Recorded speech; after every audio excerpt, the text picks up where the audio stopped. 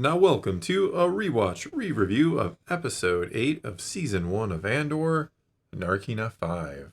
The prison arc begins. That it does. Alright, kick us off. This is another episode that jumps around a lot, so... And it's a long So too episode. will we jump around a lot. We're going to go rapid speed here, I think. Yeah. We start out with Cassian. He's on the prison transport. They all have to take off their shoes. Question mark. Wonder why. They have a foot fetish in the Empire.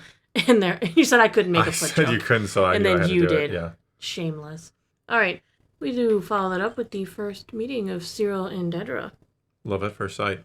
I'm sure. Not She at didn't look all. like she loved him at all. She did not look like she enjoyed his company at all. No. Yes, we do find she always had planned to talk to him because of his connection to the reports coming out of Ferrix, and being as it is her territory now, Yeah. she wants information. He was involved with the Starpath unit, with things that went on. But Cyril seemed to file a lot of false reports trying to get 6 of them, information yeah. on Cassian because he needs to clear his name, and Cassian is a threat to the Republic, and he's a threat to the peace of the Empire. people. The Empire. Yeah. Dedra seems to want to hear his opinion. She kind of asks about the report that he filed that Lieutenant Blevin made him sign, and finds out that Cyril didn't even get to read it. He was just forced to sign it. So she wants to know what actually happened. And she'll get the info from her future boyfriend. Yeah. But she gets the information, so she finds out stuff she's going to need for this meeting she goes into with the ISB head honchos. Yeah. Where they... Colonel Yularen as well. Yes, this is an important meeting. She kind of lays out the thefts across the galaxy that she has nicknamed our character Luthen as Axis. She wants Andor because she thinks Andor is going to lead her to Luthen to find the rest of the disease, you could say, to find the root cause of the disease. Yeah. The infection, yes, because she's thinking like an ISB agent now. Yeah. Mm-hmm. This is when you had the odd comment of, I think I would be a good ISB agent. I would be a really good researcher. Yes, you enjoy. I do. I like researching. That is right up your alley, actually. Yes. Then we move back to Narkina. We find it, they make the lovely comments how it is minimally invasive because the floors are just going to deliver epic amounts of pain and death. Yeah, and they are very short-staffed, which I like that scene when he's right before he gets put into the actual work area. Jumping ahead. It's all right. Sorry. All right. Yeah, but I like that when he is paying attention to them talking about how short-staffed they are. Yes, you watch Cassian make note about how they run things, how things are usually done, how short-staffed they are, when do they have weapons, when don't they, who sits where. He notes all of that. Yeah, which is also kind of goes back to the previous episode where he noticed people were left-handed or right-handed. He notices things. And it's interesting, going back to what we just skipped, the ISB has realized that Luthen's first mistake, the first mistake he ever made, the one that's going to get him caught, was Cassian. That it's his only mistake he's made. And it's funny because we know Luthen realized that too the moment he hired him. That he was disposable, that we need to get rid of him because he is a mistake. Well, I don't want to call Cassian a mistake, but... Kino would. Speaking of... Oh, Kino. Kino, he shows up. He tells us the lay of the land. 7-level factory. 7 rooms per level. 7 tables per room. 7 men per table. 12-hour shift. Tables are all scored per day by quota. Cassian's table competes against the other tables in the room. For flavor. For flavor. Food, yeah. Or being fried. Yeah, for losing, yeah. Mm-hmm. And Kino, as the floor manager, plays against the other rooms on the floor. It's a brilliant idea if you are short-staffed, not just the electric floors or whatever they are, but you are pitting them against each other so that they couldn't ever really think about uniting against you. Because they don't have time to think if they're going to compete, because you don't want to get hurt. Yeah, because they're always fighting to not get fried or to get their flavor, and so you're not going to make this cohesive unit out of them. I just find it very interesting because I didn't pay enough attention, I guess, the first time to realize that Kino plays by different rules. Because he's the manager of this room. If his room beats the other rooms on his floor, the other 7 rooms, he wins. Incentive to drive them harder, yeah. Yeah, it's very, very cool. It's all incentivized, yeah. Like I said, it also pits them against each other. It's brilliant, actually. That's why I love this arc. It's not just because of the performances and everything else, but everything about the prison is so smart. And that's why it is minimally invasive. Yes. Next, we go to Mon's party. She's having another party. I love that. Why? Because she's trying to get votes to stop the Emperor's newest overreach, as she puts it. We find out that all the new banking regulations are making it very hard for her to move her money. Yep. That she had recently moved 400K now and has to find a way to hide the 400K she's already moved, which sounds like something very difficult under the new regulations. Something a good banker could pull off. That's why she's got Tate. Just kidding. You are a banker, but you don't do that. I wouldn't be hiding money, no. Well, not that you want to admit to.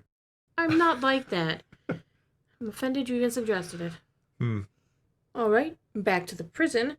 We find out a prisoner that works in Cassian's floor, in his room, can use sign language to communicate across other levels. Yeah, important information being passed along. I mean, they pit these guys to compete against each other, but they can actually still communicate across levels, which is pretty amazing considering. And then we find out that everyone in the jail is abuzz because they want to know about the rebel activity. Why their prison sentences all got doubled, that they seem to know about this act that went into law, that they were just told this is what did it, but they don't understand what happened, what the catalyst was, and they weren't even to blame. Well, no, but I think they're more concerned that nobody on the outside is talking about it or even knows about it. True. You would imagine if you're in prison and you just got your sentence doubled, you'd want the outside world to be up in arms and at least aware, yeah. Instead, nobody knows or cares. I may have actually found a problem within the writing. Oh. Why isn't Kino mad? Sentences were doubled, but he has 249 days left. Is that after the doubling? Was his not doubled? Maybe not. Maybe because of his position. Or maybe, I don't know. If all the sentences were doubled, why is Kino still excited? Or is he... Or, he might be exempt for somehow. I don't think he's exempt, but I'm just saying that seems to be a problem within the writing. Okay, could be. Because if everybody's sentences were doubled, why has Kino still got only 249 days? Unless his sentence was very, very short. That wouldn't make sense. How do you become a floor boss? Exactly. He's been there a while. Yeah. If they doubled sentences, I mean, unless they doubled only the remainder of the sentence, in which case he had, 120 some days, depending on exactly when it got doubled, yeah. Yeah. Which is possible, but you would think they would have doubled the whole sentence. Because it doesn't make sense to just double what you had left. Because if you had a day left, it's like, oh, now you got to stay 2 days. See, you found my problem. Yeah, that's fair. That's a fair problem. It is a fair problem, because this sentencing, this changing all went into effect pretty recently. Yeah. Just like we'll know down the line, somebody who apparently got out, got put somewhere else. Yeah, got transferred to a different Which doesn't make sense, because something. nobody should be on the verge of getting out if their sentences were all just doubled. Well, even after 30 days, nobody should be on the verge of out. It might not be doubled. Who knows? It might have doubled only what they had left. You are pointing out something that doesn't make sense. I'll give you that, but maybe there's an explanation.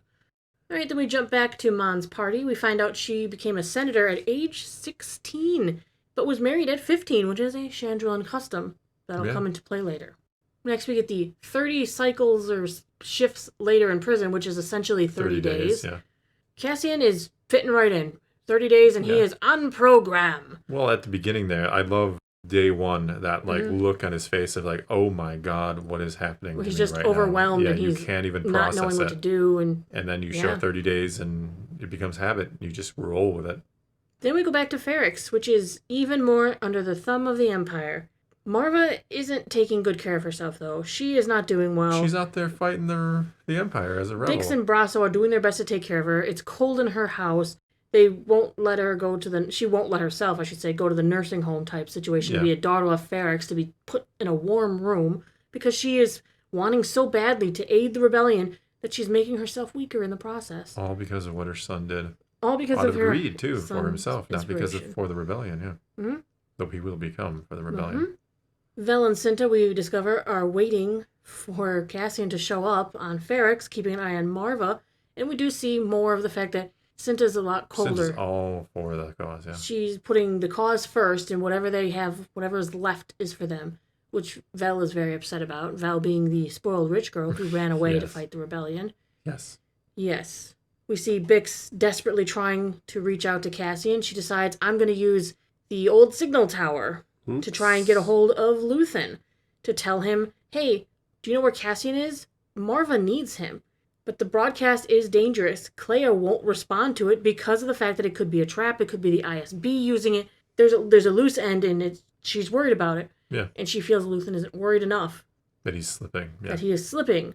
He convinces her he is not slipping, but he's slipping a little. He's a little tilted, yeah. He knows that his bringing Cassian in was a slip. Yeah. And then the next thing we see on Ferrix, is the warning signal going out. They're all banging on the pipes in the house. Something's going on. Something's going down.